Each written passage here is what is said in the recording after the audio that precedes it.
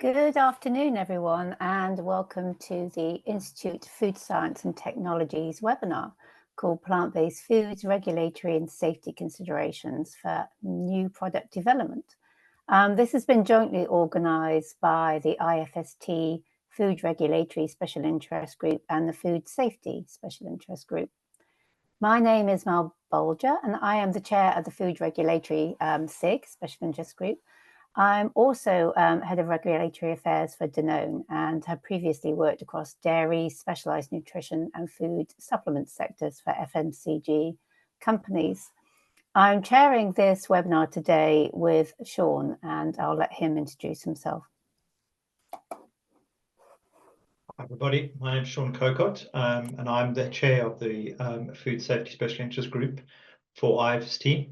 I'm a food scientist by trade, and I've worked across many disciplines, including chilled, frozen, and ambient sectors with retailers, food service, and quick service restaurants, predominantly in the manufacturing world, and done a short stint in auditing as well. Most recently, I've stepped out of Cargill, and I helped set up a startup business called Supply Chain Insights. Now the introductions are finished, we would like to let you know that we've come together as special interest groups to bring you this webinar today. As the demand for healthier and more sustainable plant-based foods continues to grow, it is crucial to understand the key regulatory and food safety challenges in new product development, or NPD. This is hosted by IFST's Regulatory and Food Safety SIG, as we said a few times. The webinar will explore vital topics such as food safety, allergenicity, and regulatory compliance for plant-based products. It will also cover novel foods, emerging technologies, and cell-cultivated innovations. Just a bit of housekeeping. This webinar is being recorded and will be uploaded to IFST's webinar hub. Feel free to make comments and ask questions throughout the webinar using the Q&A button at the bottom of your screen. You can also upvote other people's questions by clicking the like button next to their question. There will be a Q&A session after the presentation where we will respond to as many of these questions as possible. On that note, I'd like to introduce both Hannah Lester and Joshua Ravenhill. Hannah is the CEO and Principal Consultant of Atova Regulatory Consulting, where she and her team provide global regulatory and scientific advice to help companies obtain regulatory approval in the UK, EU, US, and other jurisdictions. Our other speaker today is Josh Ravenhill. Josh is the head of policy priorities at the Food Standards Agency, working on novel foods and cell-cultured product regulatory policy. He works across government to strike the balance between ensuring the safety of novel products and facilitating innovation. On that note, I'd like to hand over to Hannah, who will deliver our first presentation today. Over to you, Hannah. Super, thanks so much, Sean. Let me just share my screen. Super, so really pleased to be here today to talk to you about assessing the novel food status of plant-based foods. So I only have a very short amount of time, so I want to get stuck in straight away. So today I want to cover the novel food framework in EU and GB, also covering how to determine the novel food status of your food ingredients, also highlighting key differences in the regulatory framework between EU and GB, also thinking about regulatory strategy and also data requirements and allergenicity. So in the EU, a food ingredient or manufacturing process that has not been consumed or used in the EU prior to the 15th of May 1997 falls in scope of the novel food regulation. And we have two types of novel foods. So we have traditional foods, and these are foods with a long history of safe consumption in a third country outside of the EU. And these are foods from primary production. So they tend to be whole foods that have been minimally processed. So things like nuts and seeds. And these could be interesting for plant-based companies. So this pathway is interesting for plant-based companies. And also it's a notification procedure, which is more simplified than the full novel food approval procedure.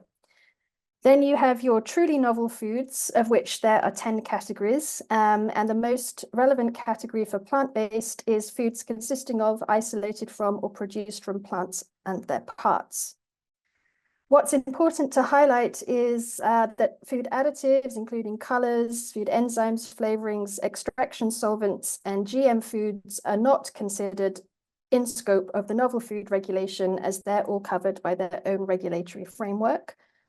And it's the food business operator's responsibility to determine if their product falls in scope of the novel food regulation. So this slide's just highlighting the key regulatory bodies that are involved in the EU novel food framework. And I often hear that people say that they have got or they are obtaining EFSA approval. And it's important to highlight that EFSA does not approve novel foods. EFSA's function is to perform the scientific risk assessment of novel foods. And it's actually the European Commission and the EU member states that are responsible for risk management and approval of novel foods. In terms of the authorization process, once an applicant has generated all of the data they need to support their novel food application, they submit their dossier to the European Commission via the e-submission food chain platform.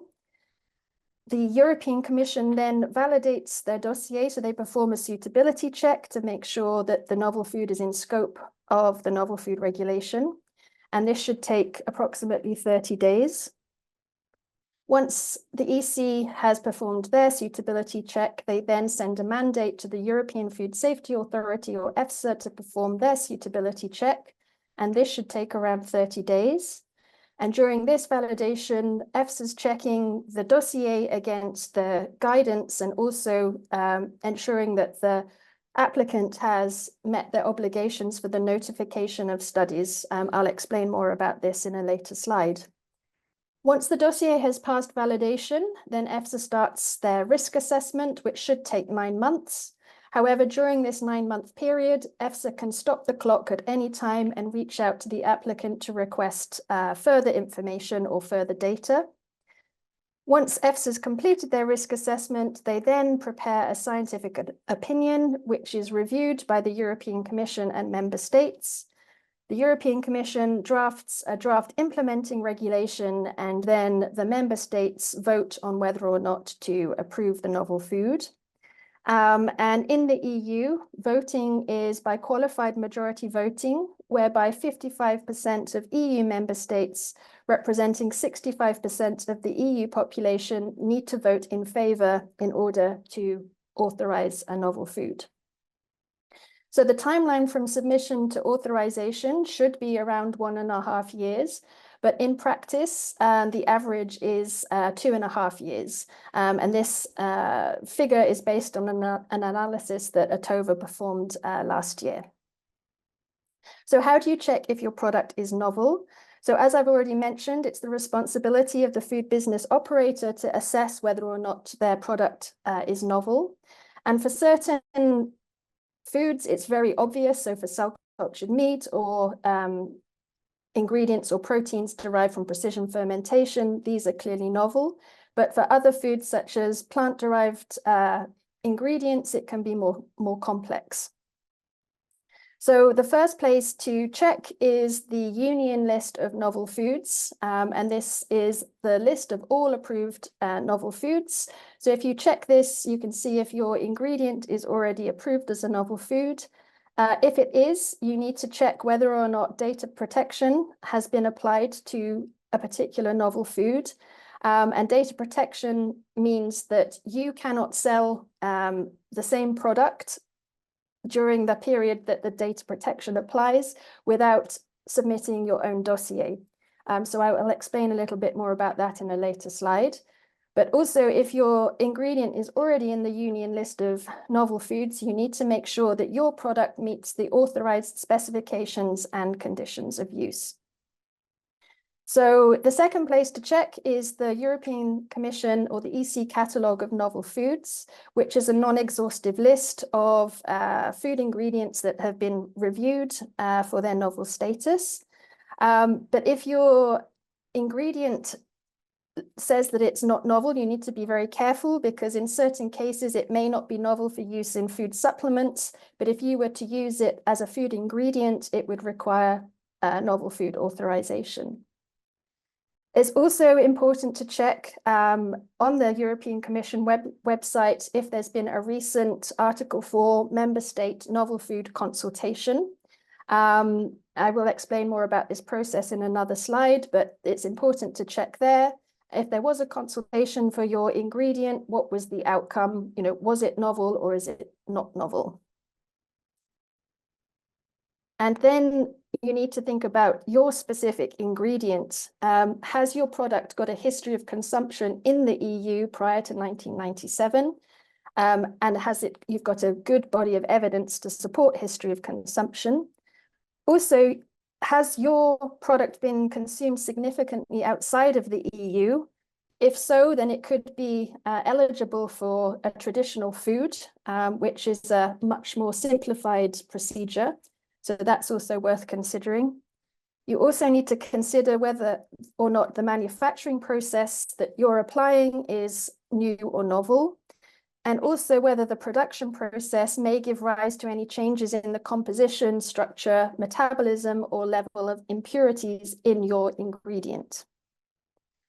And then digging more into the Article 4 novel food consultation. So if you're unsure whether or not your food ingredient falls in scope of the novel food regulation, you can perform an Article 4 consultation where you submit a dossier essentially to a member state competent authority. And this should be the member state where you first intend to go to market.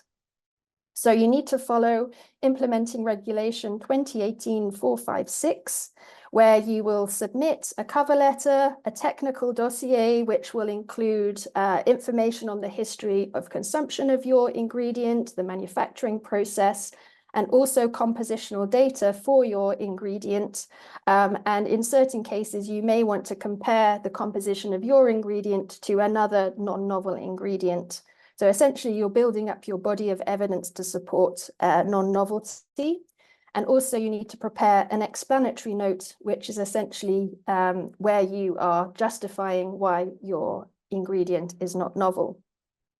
So once you've submitted your Article 4 consultation, you should get a decision within 4 months. However, this can be extended, and other member states can be and usually are consulted during this period. And the outcome of the consultation is published on the European Commission website. It's also important to highlight that some member states do charge fees for this Article 4 consultation and others don't. So just to highlight some recent consultations. So this is a very interesting case. So there is a byproduct from the lycopene extraction from tomatoes. And obviously tomatoes have a long history of safe consumption. So why was this a novel food?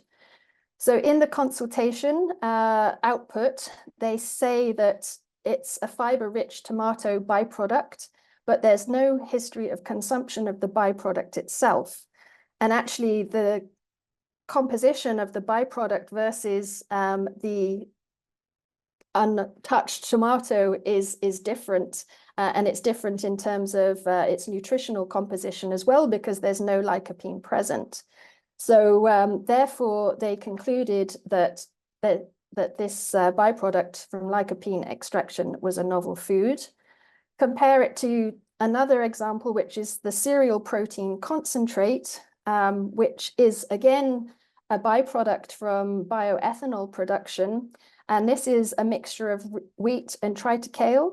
And the composition of protein is around 67 to 74% protein. And in this particular instance, the applicant submitted data to compare the composition of their ingredient to gluten and seitan. And basically, even though the nutritional value was similar, it was not exactly the same as other non-novel ingredients, but in this instance, it was still considered to be not novel. So I think it's also important as part of your strategy to consider which member state competent authority you're going to submit to, because some are more conservative than others. So if your product is novel, what next?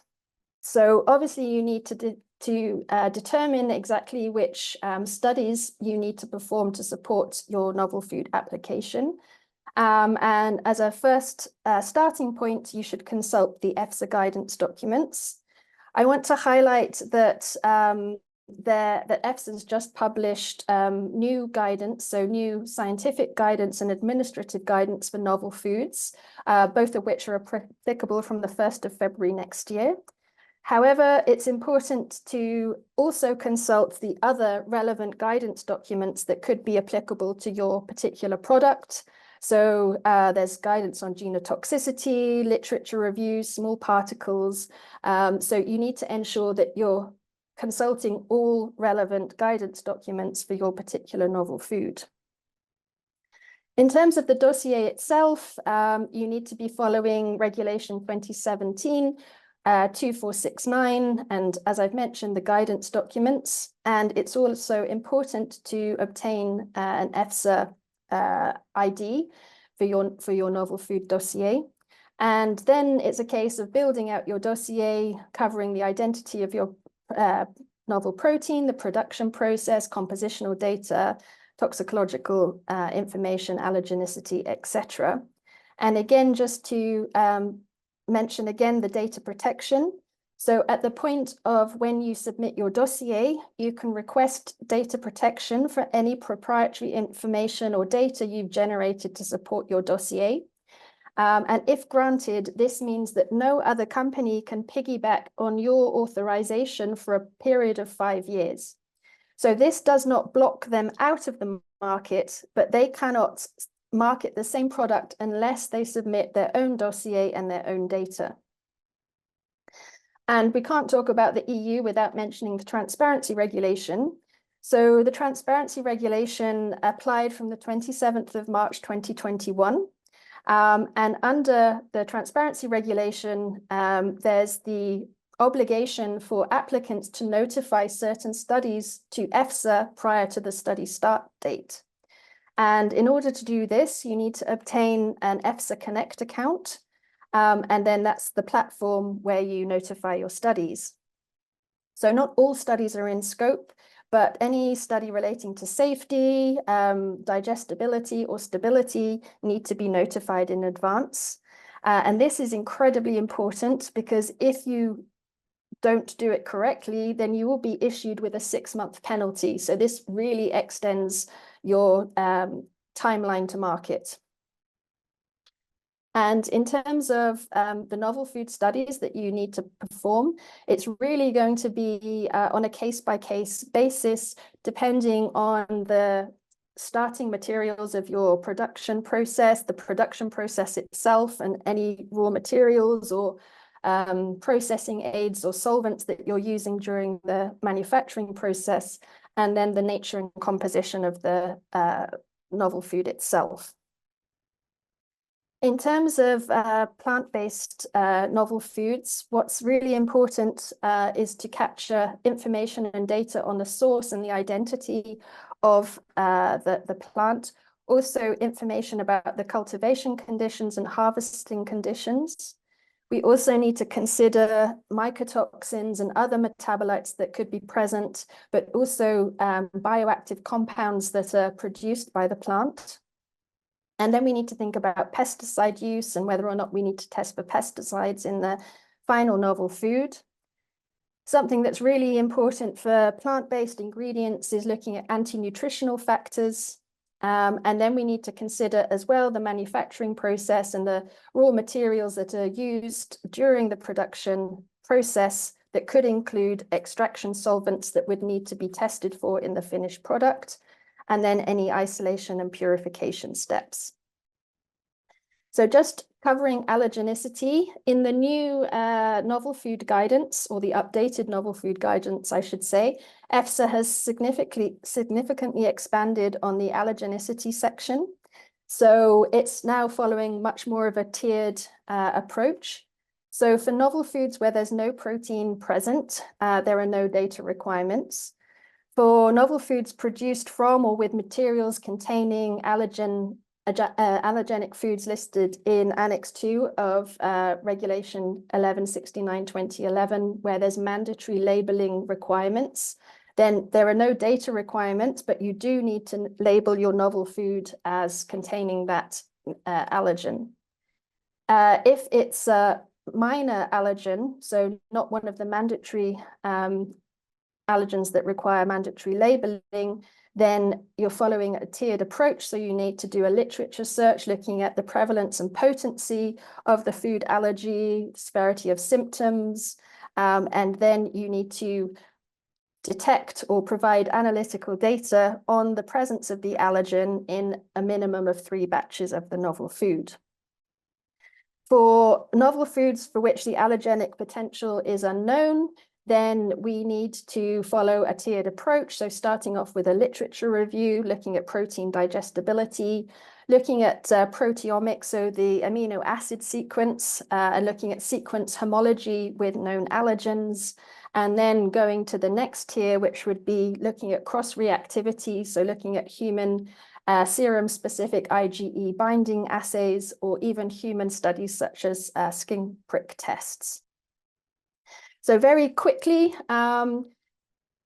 GB is still following retained EU novel food regulations. So the Article 4 novel food consultation is still a thing in GB. And you can provide history of consumption data from the EU or the UK as part of your consultation in GB. And so far, there have only been 3 novel food consultations submitted.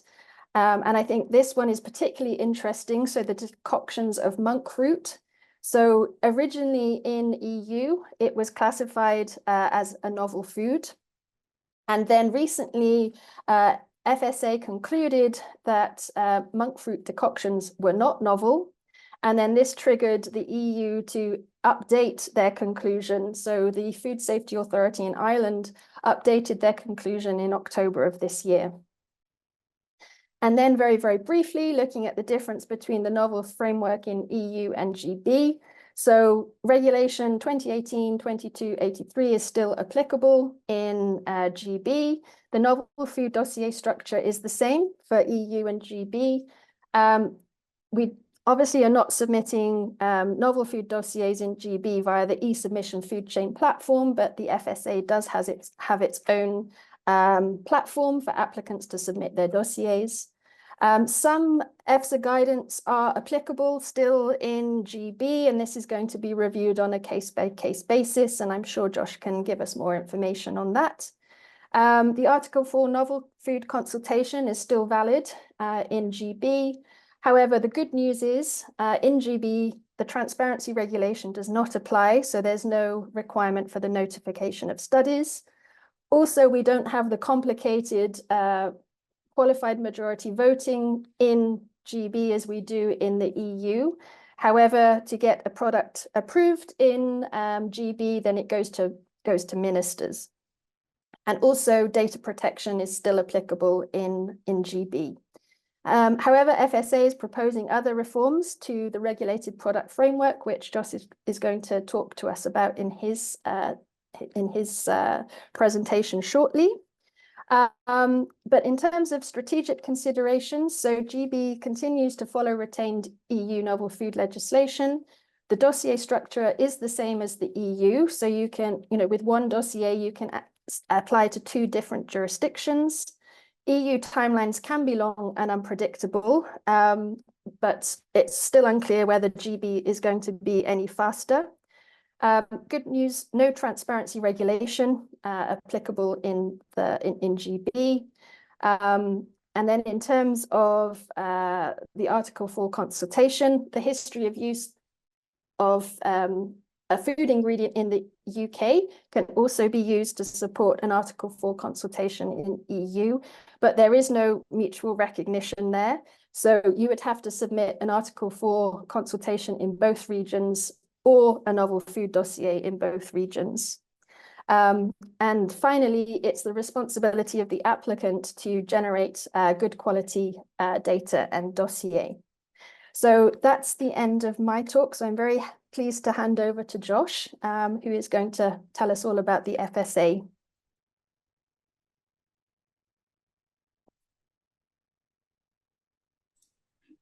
Hi all, let me just share my screen.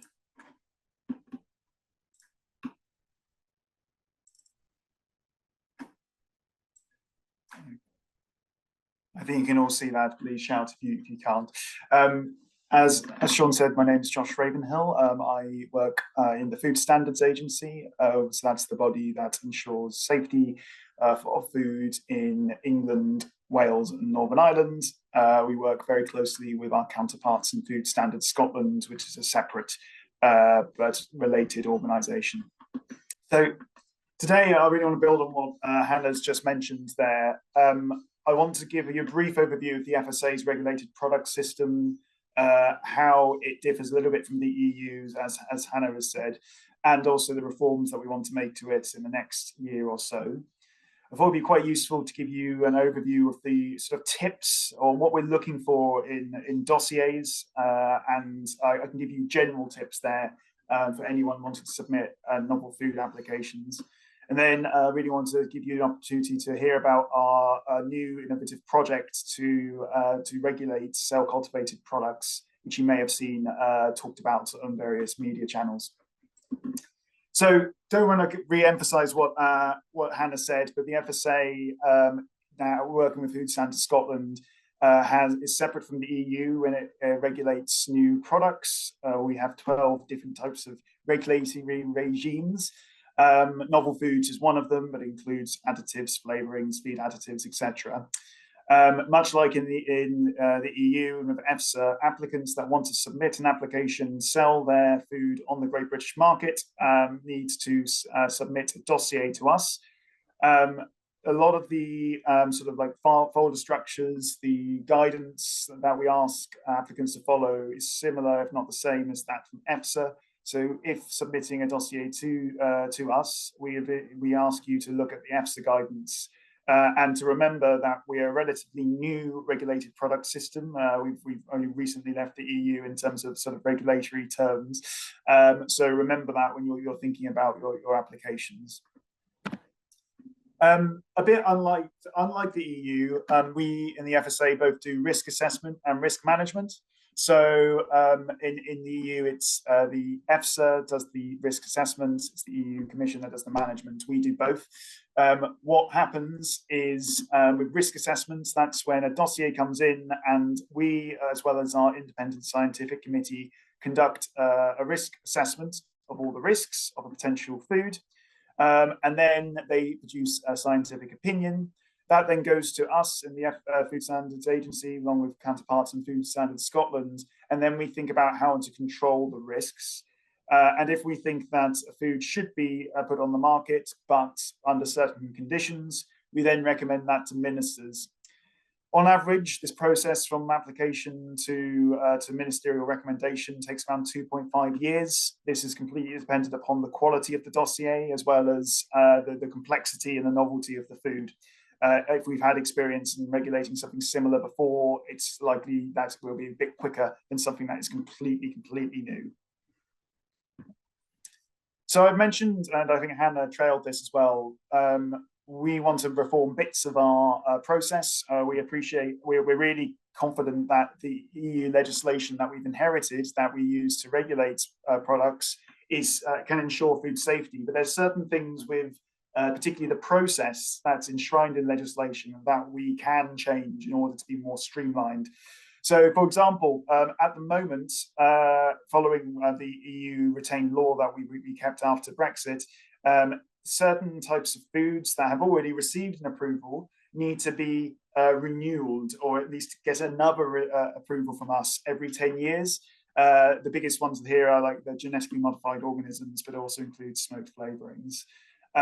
We think that that's not proportionate to the risk.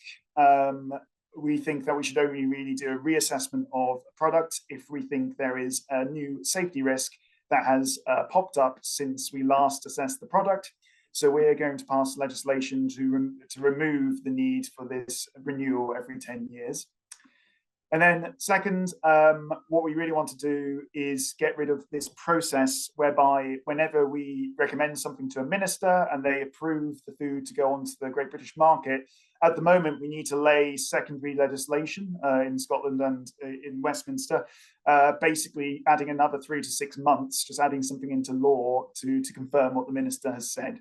We don't think this is proportionate. It's not really anything to do with food safety, and we're passing reforms to try and get rid of that to speed things up. So we'll go into now in a bit more detail about sort of general mistakes we see in dossiers and things, sort of tips I'd like to share with you. Hannah's given you quite specific things, but what I'm going to do now is just give you like some ideas to think about when compiling a dossier, or at least sort of like devising it.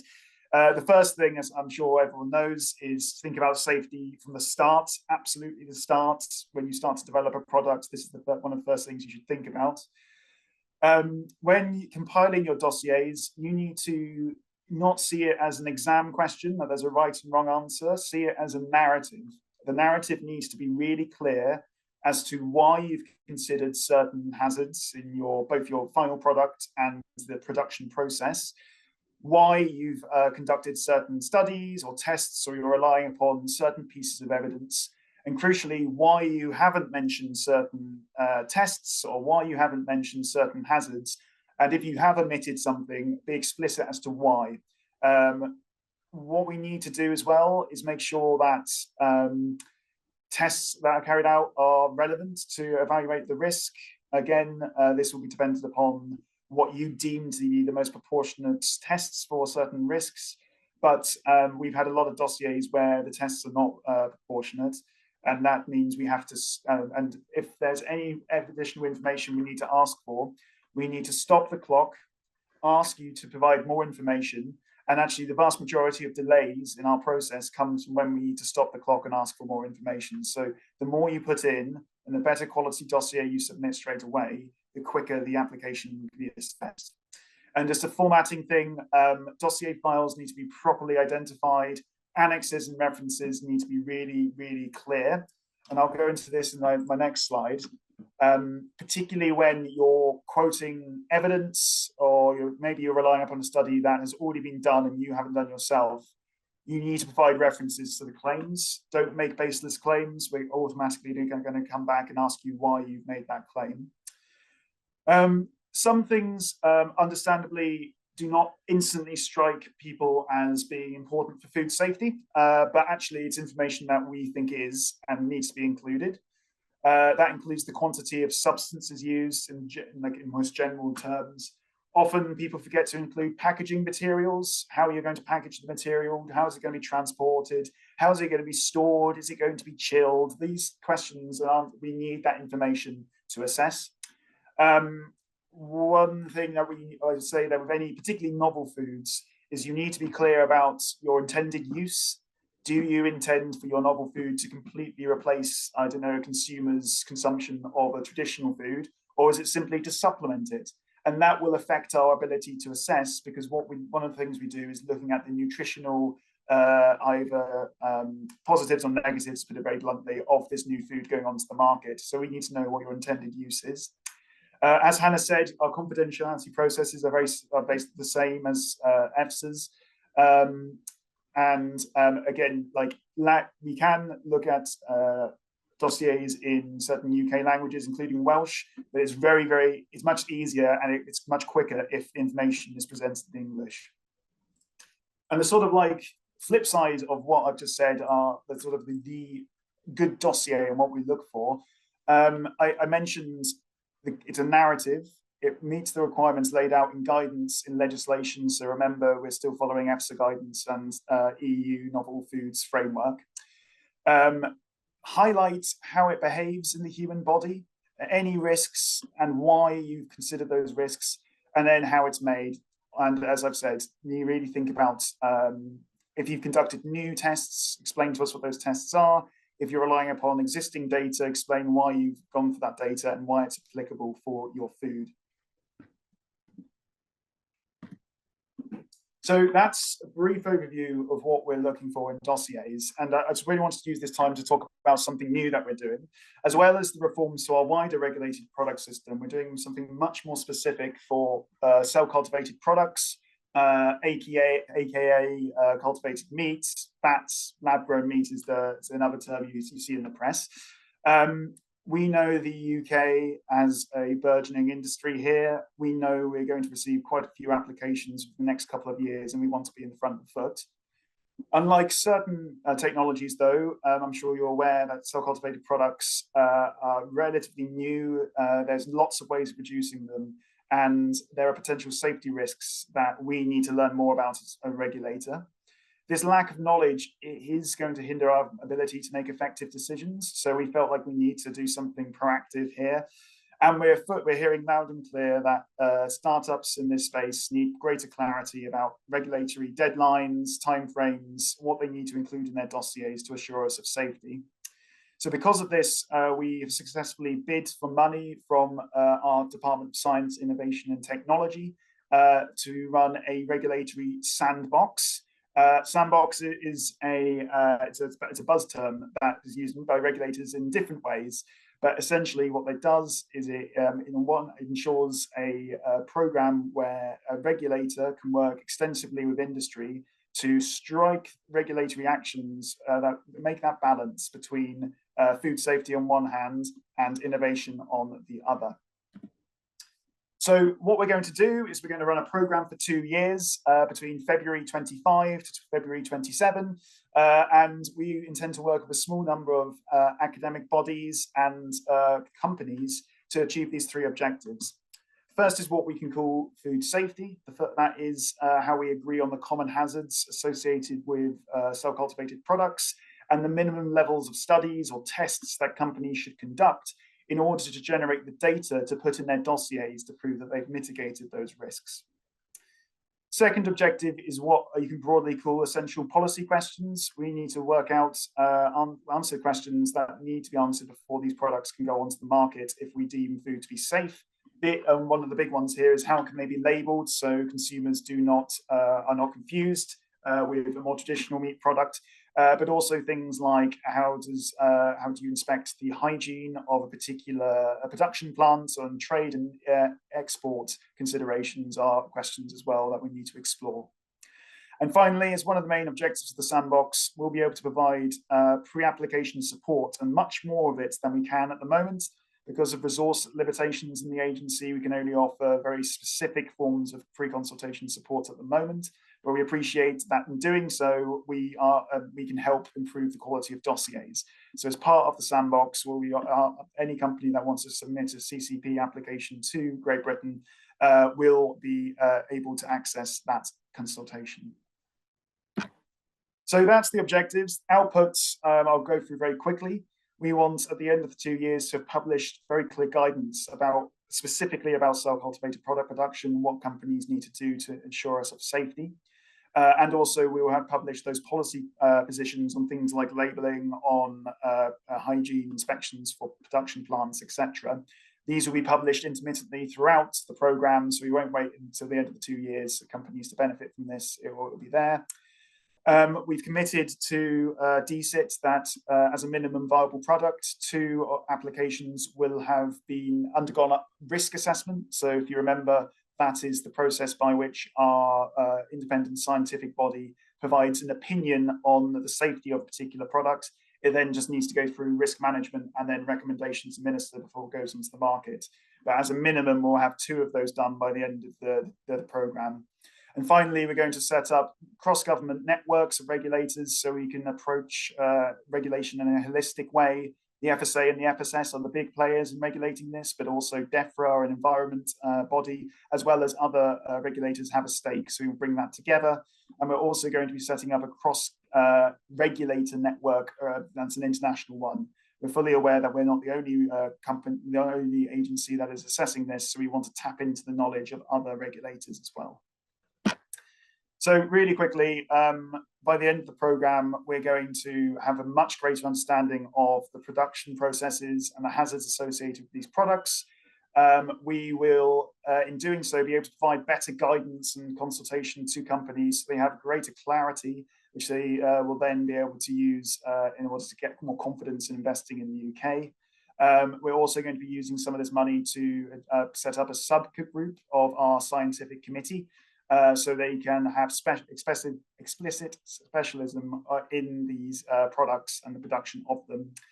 And we're hoping that by the end of the 2 years, we'll be able to assess cell-cultivated products much like we can assess other non-complex and more routine applications, and it will take just as long to regulate them.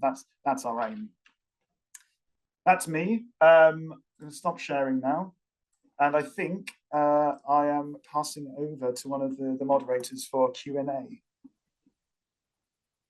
Mel. Yes, thank you so much, Joshua, and thanks so much, Hannah. They're two great presentations. I've learned so much from them. We've had some questions in already. If I can ask everyone just to pop their questions in the Q&As or wait somebody else's, if applicable. The Q&A is at the bottom of the screen if you want to ask your question there. So feel free to do that, and I'll just move on to the first couple of questions, which I think are more for Hannah, actually, although feel free to jump in, Josh. The first question is, can you confirm if a colour extracted from a non-edible part of a fruit, i.e.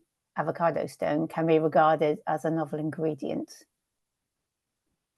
So this is a tricky one because we have no history of consumption of the avocado stone itself. So if we don't have a history of consumption prior to 1997, then it's difficult to justify that the ingredient is not novel. But secondly, if the sole purpose is to use this ingredient as a color, then colors do not fall in scope of the novel food regulation, and they would be regulated under the food additive regulation. So really, this depends on whether or not we can demonstrate a history of consumption. We also need to think about the use, the proposed uses and the use level. And then I think from what you're saying, it's more likely to be a food additive and a color rather than a novel food. Great, thank you. The next one is asking why an explanatory note is needed to say a food is not novel. So the technical part of the dossier is it's basically just a list, and you have to submit the relevant part of information against this already prescribed template, essentially. So you're providing data on the history of consumption, the production process, composition of your food ingredients. And then the explanatory note is really to tie everything together. So that's your opportunity to really push and justify why your product is not novel. And also because it's written in the legislation, so it's written in the regulation, it's a requirement to provide this explanatory note.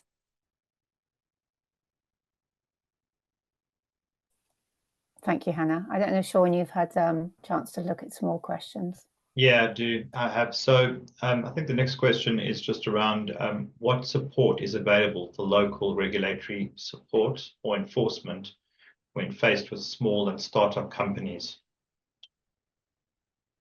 I'm not sure, Josh, Hannah, which one wants to take that one? I can come in there.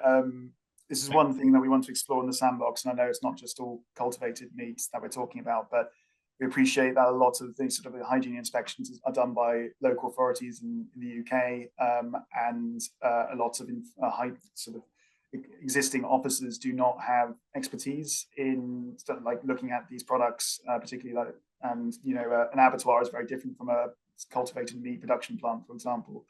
So one of the things we need to do is help provide better guidance and also training for local authority officers so they can do their jobs effectively. One thing we'd like to do is not just produce guidance, but work with sort of local authority stakeholder organizations, as well as your existing sort of like regulatory networks to disseminate some of that information. I don't have a very clear answer about exactly what we're doing now at the moment, but it's something that's on our minds and something we think we need to co-develop with local authorities going forward. Thanks, Josh.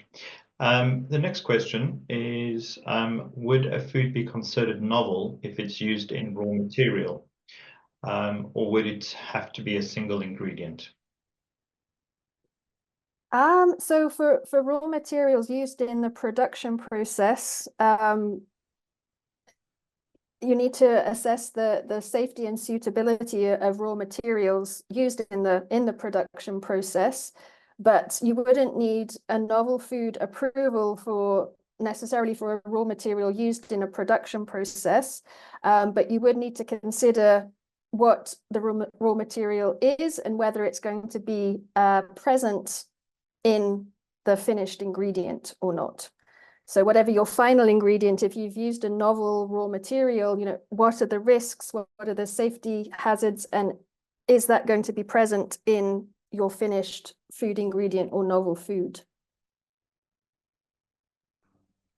Thanks, Hannah. And this one specifically says for Josh, will the FSA adopt the new scientific guidance from EFSA? Yeah, good question. So we're reviewing it at the moment and we're thinking whether we need to add anything or make things clearer, and we agree. Our general line at the moment is our risk assessors are very much aware of it. So use it in compiling your dossier and we will make a decision about, whether eventually down the line, whether we want to replicate the whole guidance or add things ourselves. It's a very good idea to continue to reference it because it's a common language that our risk assessors use with those in EFSA.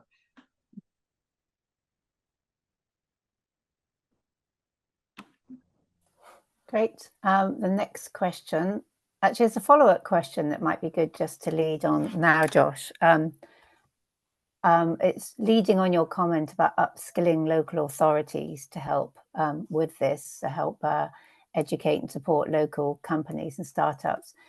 So I think the comment is specifically about the Midlands branch carried out workshops, I think, of the IFST maybe, to help TSOs and EHOs in the past. Maybe this could be a route for the IFST in the future. So that's more sort of leading on about how, organizations like ours could help you maybe in the outreach. I think that's a true interpretation. Please add if that's not into the question there. But do you have a comment on that, Josh, about your using that as part of your education? That sounds really useful. Obviously, we've only got 2 years to do a lot in the Sandbox program. So using any existing communication networks, we'd be really keen to do. So Ruth, I think my email is going to be sent out after this. If you could send me an email with a bit more information on the Midlands branch and what you do, that would be really useful. And I'll explore how we can use IFTS and going forward as well. Thanks, Josh. And then there seems to be a couple of questions around CCP, so I'll try and bundle them together, but I'll do it as a two-part, if that's okay. So for CCPs, for all CCPs not authorized for use, or are there ones that have been authorized? So that's the part of the question. And then the second part is a lot of players and components need to come together for a final food to be created. For example, a beef burger patty. Do each of these parties need to apply separately, or is it just the responsibility of the final manufacturer or the company marketing the product?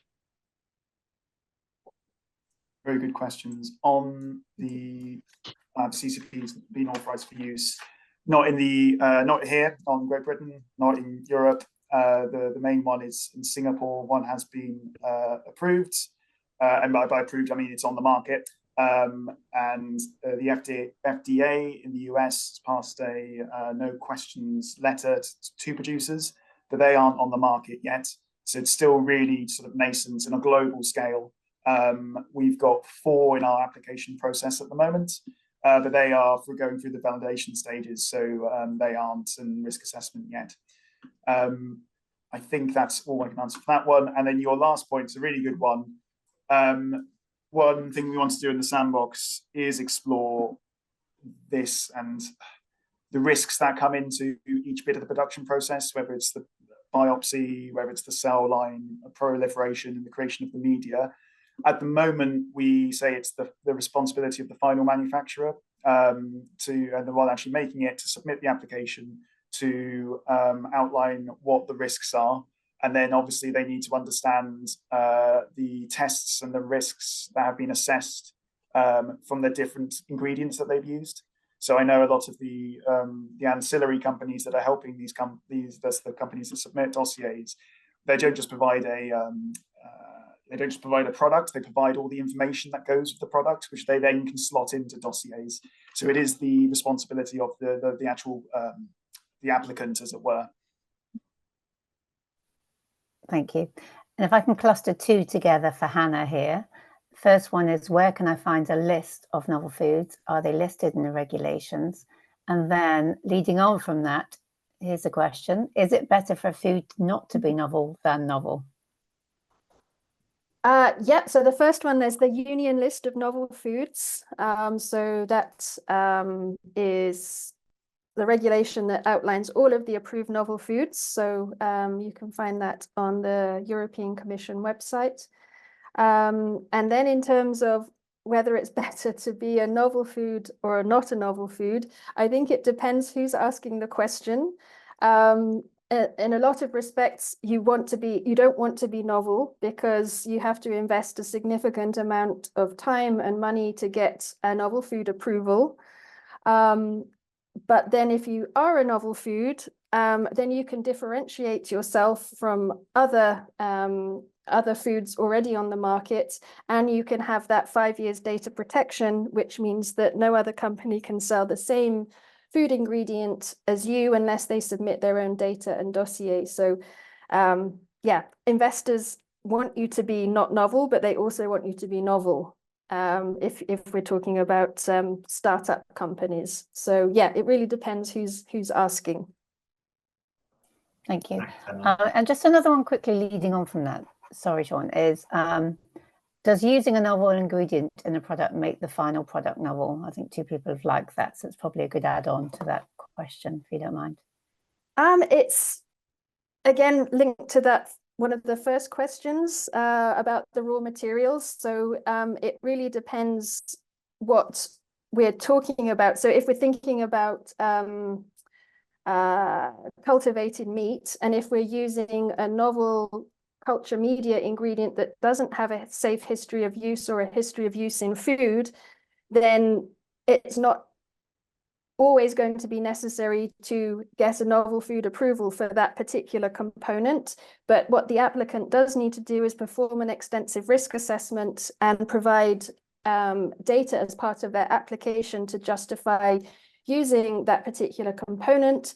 And also they'll need to provide data to show analytically whether or not that component remains in the novel food. So I'm afraid it's a bit of a woolly answer, but it's very much case by case. And then there's one here just around communication.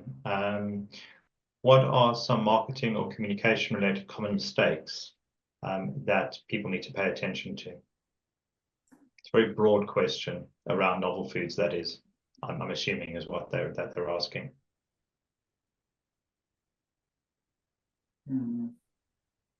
There's an interesting very one. Broad question. Yeah. There's a couple of things. It's more relationship management. So certain companies without maybe it's the problem. Maybe we're not being clear enough as regulators. But companies that go to the investors and media and say we've got approval in a year, and then use that as a rod to beat us with later. That doesn't engender us to want to help you. Obviously, we are professionals, but like try and build the good relations with the regulators, particularly when we're talking to media. Common mistakes. I think it's how you describe your product in the media as well. I know sometimes like we use very technical legal language and we put things into nice categories and the journalists don't like that. But like be careful that you don't use that journalistic language in your dossiers, and also like try and find a way that you can communicate what your product is that both us as risk assessors understand and journalists and the wider public will understand. I think that's all I can answer. Hannah, do you have anything there? I think again, yes. You need to be mindful of what you say about the regulatory processes, because people are listening. You know, there was a novel food dossier submitted for the first cultivated meat novel food dossier in the EU, and that really blew up. There was lots of reporting, lots of media interest, and the media got a lot of the information wrong. So they were saying it's an EFSA approval, and EFSA contacted the applicant and said, can you please contact all of these different media outlets and correct them? You know, you're not communicating clearly, or the media that's representing you is not communicating clearly. So I think, yeah, it's important to get these things right.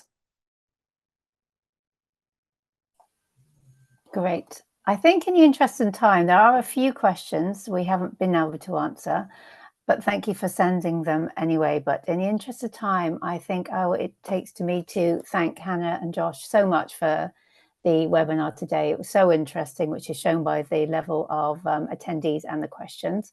But if we didn't manage to answer your question, please, Hannah and Josh have kindly said that you can contact them with your questions, and their details will be sent out with the recording, which will be sent out after the webinar today. So before I go, yeah, it just remains to say that thank you again, and also to Eugenia and my team and the SIG, who has really helped put everything together today.